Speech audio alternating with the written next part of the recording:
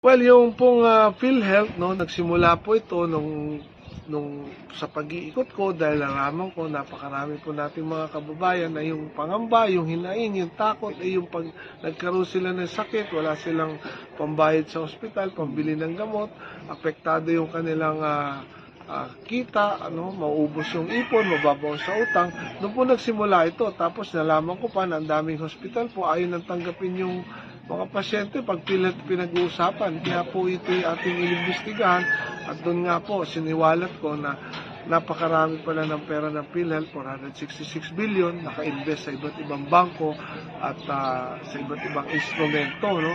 Sabi ko doon, pwera pa yan doon sa 68 billion na kanilang kinita as of July last year. Tapos may 100 billion silang subsidy galing sa gobyerno taon-taon, no?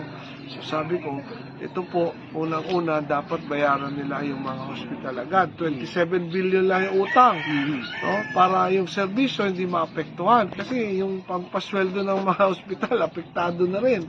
Tapos yung pong pera, gamitin dapat sa pagpapalawak ng benepisyo. Hindi pwedeng naka-imbak at hindi po pwedeng nakadeposito, no, sa bangko lang. Kailangan po ito gamitin sa pagpapalawak po ng benepisyo ng mga members, no. Yan po, no.